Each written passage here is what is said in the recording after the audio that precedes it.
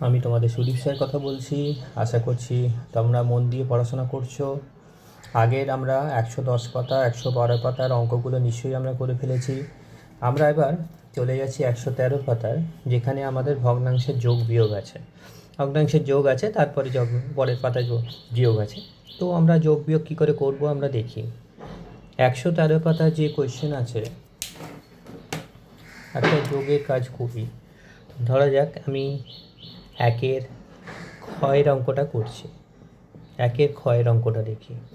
2 পূর্ণ 4-এর 7 যোগ 4 পূর্ণ 3-এর 4, এইটা আছে।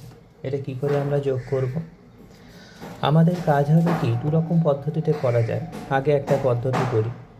আমাদের এই যে পূর্ণ সংখ্যা অর্থাৎ মিশ্র ভগ্নাংশ আছে, এগুলোকে প্রত্যেককে আমরা কি করব, অপ্রকৃত ভগ্নাংশে নিয়ে যাব। সেটা আগের দিনই আমরা শিখে নিয়েছি কি করে নিয়ে যায়। করে নিই। কী করে করব?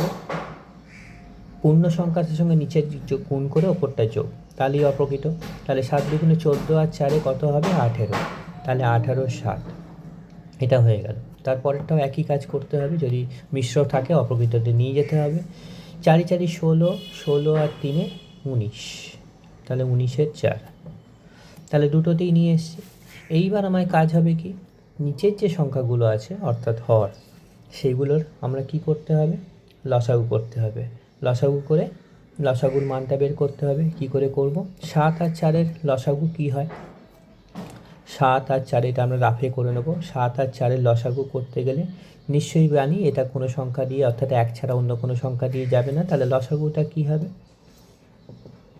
লসাগু হবে 4 7 28, তাহলে এখানে লসাগু হবে 28 হলো। তাহলে এইবার যোগ করতে আবার বলছি, ও আমাদের এরকম ভগ্নাংশে যোগ দিলে আগে নিচের সংখ্যাগুলো লসাগু করে নেব। লসাগু করে একটা বড় লাইন টেনে নিয়ে নিচে সংখ্যাটা লিখব। হলো। দ্বিতীয় কাজ কি, এবার 7 দিয়ে, মানে প্রথম যে ভগ্নাংশ আছে তার নিচে যে সংখ্যা আছে সেই সংখ্যা দিয়ে এটাকে ভাগ করে, যে ভাগফলটা হবে তার সঙ্গে ওপরটা গুণ। আস্তে আস্তে বলি। তাহলে 7 দিয়ে আমি প্রথমে 28-টাকে ভাগ করব। তাহলে কত হবে? 4 7 28, তাহলে ভাগফল 4। এই 4 দিয়ে 18টাকে গুণ করব।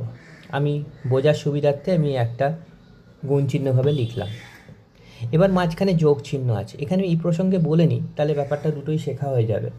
যোগ থাকলে যোগ করব, আর বিয়োগ যদি লেখা থাকে তাহলে বিয়োগ করব, অর্থাৎ যোগ বিয়োগের ব্যাপারটা একই। যোগ চিহ্ন থাকলে যোগ লিখব, বিয়োগ থাকলে বিয়োগ লিখব, বাকি কাজটা একই। যোগ যোগের কাজ হবে, বিয়োগ বিয়োগের কাজ হবে। আচ্ছা, চলে আসি পরেরটা। তাহলে এইখানে কি করব? 4-এর সঙ্গে আবার সেই একই নিয়ম। 4 4 4 দিয়ে 28টাকে ভাগ করব। কত হচ্ছে? 4 7 28। এই 7 দিয়ে আমি 19টাকে গুণ করব। হয়ে গেল। এইবার আমার কাজ হবে গুণ করে গুণফলগুলোকে যোগ করা। তলায় যা সংখ্যা থাকবে তাই থাকবে। এটা 28, এমন আছে তেমন থাক। তাহলে 4-এর সঙ্গে এটা গুণ করলে 4 8 32, 3 4 1 4 আর 3 72, তার মানে 4 8 72। নামটা জানা থাকলে খুবই ভালো, যদি মনে না থাকে কিচ্ছু না, সাইডে আমরা রাফে গুণ করে নেব। 18 আর 4 গুণ করে নিয়ে নিশ্চয়ই আমরা জানি 72 হবে। একই রকমভাবে 19-এর নামটা যদি মনে না থাকে আমরা কি করে নেব? সাইডে আমরা গুণ করে নেব। গুণ করে নিয়ে কী হবে, একটা গুণ দেখিয়ে দিই। 7 নং 63 3, হাতে থাকছে 6, 7 1 7, 7 আর 6 কত হবে? 13 যোগ 133। আশা করি বুঝতে পেরেছি এতদূর। এবার আমার কাজ হবে কি, ওপরে সংখ্যা দুটোকে যোগ করা। তাহলে 133-এর সঙ্গে 72 আমি রাফে যোগ করে নিই। 3 আর 2 5, 7 আর 3 10, সাথে থাকছে 1 আর 1 1 2, তাহলে 205। তাহলে ওপরে 205, তলায় 28। তাহলে বুঝতেই পারছি এটা একটা অপ্রকৃত ভগ্নাংশ এসে গেছে। অপ্রকৃত ভগ্নাংশ হলে আমরা সেটাকে কী করতে হবে? মিশ্র ভগ্নাংশে নিয়ে আসতে হবে। কী করে করতে হয় আগের দিন আমরা শিখেছি, আরও একবার দেখে নিই। এই 205 মানে 28 দিয়ে 205টাকে ভাগ করব। ভাগ করে দেখি ভাগফল কত হয়? 28। তাহলে এটা 9টা দিয়েই করুন, আমি এগুলো রাফে করে দেবে অবশ্যই। তাহলে 28-এর সঙ্গে 9 গুণ করে দেখি তো আগে। 8 9 72, 2 হাতে থাকছে 7, 9 দুগুণে 18, 18 আর 7-এ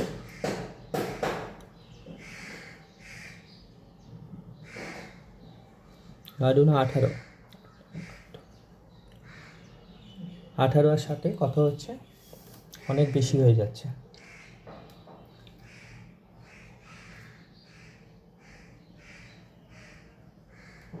252 অনেক বেশি হয়ে যাচ্ছে, তাহলে আমার অনেক কম নিতে হবে। তাহলে এবার কত নিতে হবে? 28-এর সঙ্গে আমি 7 গুণ করি, দেখি। 27টা 56, 6 হাতে থাকছে 5, 7 গুণে 14, 14 আর 5 19, কম হয়েছে। তার মানে আমরা কত দাগ যাবে? এটা 7 দাগ যাবে, 196।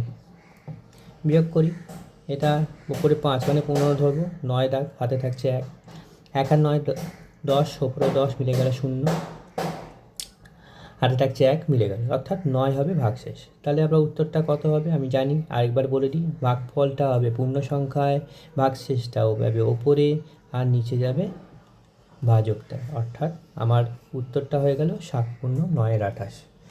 আশা করি আমরা সবাই বুঝতে পারলাম। এরকম একটা বিয়োগের অঙ্ক করে নিই, তাহলে ব্যাপারটা আরও বুঝতে পারবে। আচ্ছা, এর আগে আরেকটা 3 অঙ্কের একটা যোগফলটা করে নিই, তাহলে ব্যাপারটা আর ভালোভাবে বুঝতে পারা যায়। আশা করি এটা বুঝতে পেরেছি। 3 অঙ্কের একটা অঙ্ক দেখি, যেমন আমরা গয়েরটা দেখছি, মুছলাম এটা।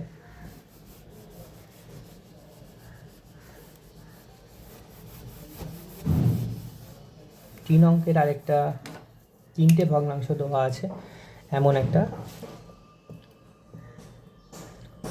একের গ, 20-এর 3 আছে,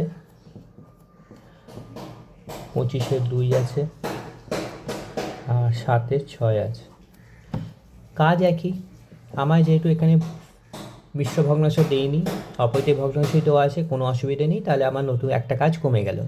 আমার প্রথম কাজ হচ্ছে কি, নিচের সংখ্যাগুলো লসাগু করা। তাহলে এখানে লসাগু করতে গেলে কোন কোন সংখ্যা নেবো? 3 নেবো, 2 নেবো, আর 6 নেবো। লসাগু করতে গেলে কত দিয়ে যাবে? অবশ্যই 3 দিয়ে যাবে। 3 1 3, এটা যাবে না, 3 2 6। এবার কত দিয়ে যাবে? 2 দিয়ে যাবে। 1 হবে, 1 হবে, 1 হবে। তাহলে লসাগু কত হবে দেখে নিই। লসাগু হবে 3 গুণিতক 2, আর বাকিগুলো সব 1 আছে বলে আর লিখছি না। ব্যাপারটা কী হবে? তাহলে লসাগু হলো 6। তাহলে একটা লম্বা লাইন টানবো, 6 লিখবো। আবার সেই একই নিয়ম, 3 দিয়ে 6কে ভাগ করে যা ভাগফল হবে ওপরটা গুণ। আমি একেবারে করছি, আশা করি বুঝতে পারবে। 3 দুগুণে 6, তাহলে 2-এর সঙ্গে 20 গুণ করলে কত হয়? 40। ওপরে এটার কাজ শেষ। একই রকমভাবে 2 দিয়ে এটাকে ভাগ করছি, কত হচ্ছে? 3 দুগুণে 6, মানে 3 দিয়ে 25কে গুণ করলে হয় 75। তোমরা যদি অসুবিধা হয় তোমরা আলাদা করে গুণ করে দেখে নেবে ঠিক হয়েছে কিনা আমারটা। তাহলে 6 দিয়ে 6কে ভাগ করছি, তাহলে 1 হবে, 1 দিয়ে 7কে গুণ করলে 7। এবার কাজ হচ্ছে কি একই, ওপরে 3 থেকে যোগ করব, যোগ করে যেটা হয় সেই যোগফলটা নিচে লিখব। 7 দিয়ে আমি মুখে মুখে করছি, যদি অসুবিধে হয় তোমরা তলায় তলায় লিখে যোগ করে করবে। 7 আর 5-এ 12, 2 হাতে থাকছে 1, 1 আর 7-এ 8, 8 আর 4-এ 12। তাহলে এই হলো 122-এ 6। তাহলে এটার কাজ হবে কি, আবার সেই একই নিয়ম। আমরা যেহেতু ওপরের সংখ্যাটা বড় আছে, নিচের সংখ্যাটা ছোট আছে, আমরা সেটাকে পূর্ণ সংখ্যায় নিয়ে আসবো। কিন্তু নিয়ে আসার আগে একটা কাজ করতে পারি, যেহেতু এটা লঘিষ্ঠ আকারে পরিণত করা যায়, করে নিই। তাহলে 2 দিয়ে কাটলে এটা কত হবে? 3, আর এটা 2 দিয়ে কাটলে হবে 6 দুগুণে 12, 2 1-এ 2, তাহলে 61-র 3। এবার 61-র 3-এর সেই একই নিয়ম, ওপরটা বড় যেহেতু আমি 61কে 3 দিয়ে ভাগ করে নিই। 3 দুগুণে 6, ওপর থেকে 1 নামলো, এটা ভাগ যাবে না, তাই 0 এলো। তাই এটা উত্তর হয়ে গেল কত? 20 পূর্ণ 1-এর 3। এই হয়ে গেল উত্তর। আশা করি সবাই আমরা বুঝতে পারলাম। এবার তোমাদের কাজ হবে অবশ্যই বাকি যে অঙ্কগুলো যেগুলো আমি করলাম না, বইতে দেখিয়ে দিই। 1-এর গয়ের আমি এই অঙ্কগুলো করছিলাম, এই অঙ্কগুলো, বাকি যে অঙ্কগুলো তোমরা প্রত্যেকে প্র্যাকটিস করবে। বাকি বলে না, আমি যেগুলো করলাম সেগুলো আগে না দেখে প্র্যাকটিস করে নেবে, বুঝে নেবে, তারপর বাকি অঙ্কগুলো করে নেবে। আমরা চলে যাব এবার বিয়োগে। আমি একটু আগেই বললাম ব্যাপারটা একই, শুধু যোগের জায়গায় বিয়োগ চিহ্ন আছে। এবার আমরা কোন পাতায় চলে যাচ্ছি? 115 পাতা। তো 115 পাতার অঙ্কগুলো আমরা করতে যাচ্ছি এবার।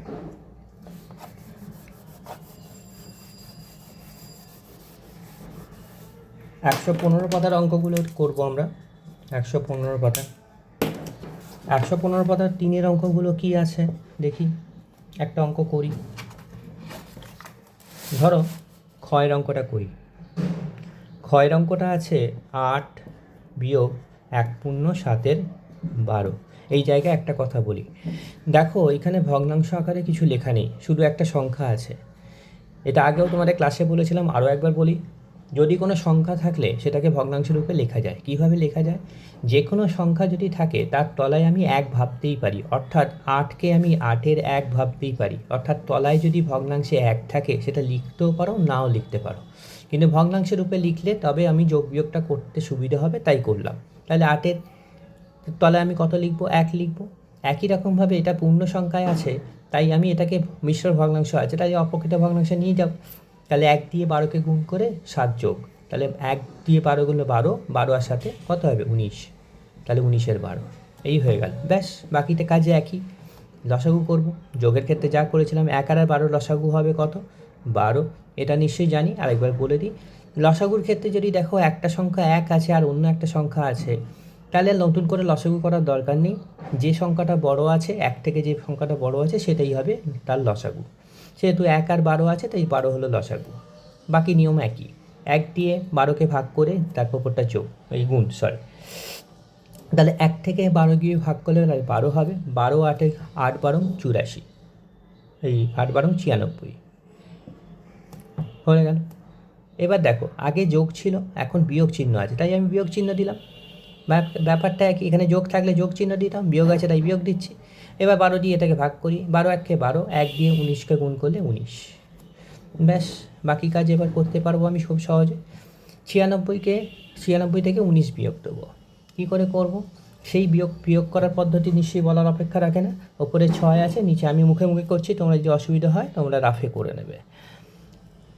6 থেকে নিচে 9 আছে, তার মানে 16 ধরবো, তাহলে এখানে 7 হবে, হাতে থাকছে 1 আর 1 1 2, 2 আর 7 9, তাহলে 77-এর 12। কিন্তু আবার সেই একই নিয়ম, ওপরটা যেহেতু বড় আমি এটাকে পূর্ণ সংখ্যায় নিয়ে চলে আসব। কত হবে? 5 12 60, 6 12 72, তাহলে 6 12 72 হয়ে গেল। তাহলে বিয়োগ করলে কত হচ্ছে? 5। তাহলে উত্তরটা কত হবে? 6 পূর্ণ 5-এর 12। আমি এখানে একটা কথা বলি, অনেকে দেখেছি পরীক্ষায় বা খাতায় দেখেছি এখানেই ডাইরেক্ট 6 পূর্ণ 5-এর 12 লিখে দাও। এটা করবে না, ঠিক আছে? এটা আগে ভাগটা করে তারপর সমান সমান দিয়ে 6 পূর্ণ 5-এর 12, মানে প্রত্যেকটা ক্ষেত্রেই তাই, ভাগ করে সমান সমান দিয়ে পূর্ণ সংখ্যাটার উত্তর লিখবে, এখানেই ডাইরেক্ট উত্তর লিখে দেবে না। আশা করি সবাই বুঝতে পারলাম। এই রকমভাবে আমরা বিয়োগের অঙ্কগুলোও করে ফেলতে পারবো। তো আমরা যে অঙ্কগুলো আছে 115 পাতার বাকি যে অঙ্কগুলো আছে আশা করি সবাই আমরা করতে পারবো। আরেকটা অঙ্ক গয়েরটাও দেখে নাও, আমি একটু বলে নিই। এখানে প্রথমটা পূর্ণ সংখ্যা আছে, বিয়োগ 2 আছে, তাহলে 2টাকে কী হিসেবে ভাববো? 2-এর 1 ভাববো, ঠিক আছে? আর যেখানে পূর্ণ সংখ্যা আছে সেটাকে অপ্রকৃত ভগ্নাংশে নিয়ে গিয়ে তারপর বিয়োগ করব, এই হচ্ছে নিয়ম, আর কিছুই নয়। আশা করি আমরা সবাই বুঝতে পারলাম। তাহলে আমি আশা করব 115 পাতা অবধি যা যা অঙ্ক আছে বাকি, সেগুলো বাকি এবং যেগুলো আমি করেছি সেগুলো সব কমপ্লিট করে নেবে। আর এই সঙ্গে সঙ্গে বলে দিই যে লেখার অঙ্কগুলো তোমাদের বইতে করে দেওয়া আছে, সেগুলো চেষ্টা করে নেবে তোমরা যাতে প্র্যাকটিস করতে পারো, ঠিক আছে? তাহলে আমরা কাজ কি হলো, আমরা যে বাকি অঙ্কগুলো সেগুলো যেটা আমি করেছি সেগুলো প্র্যাকটিস করবে, আর বইয়ে যে অঙ্কগুলো করে দেওয়া আছে সেগুলো না দেখে করার চেষ্টা করবে, ঠিক আছে? তাহলে তোমাদের ব্যাপারটা পুরোটাই বুঝতে পারবে। আর যদি কোনো অসুবিধা হয় অবশ্যই আমাকে জিজ্ঞাসা করে নেবে।